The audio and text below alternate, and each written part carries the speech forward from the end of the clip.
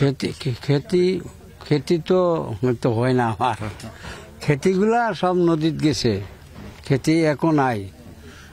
আমার ঘর বানানো জায়গাও নাই, ঘরটাও নদীত গেল।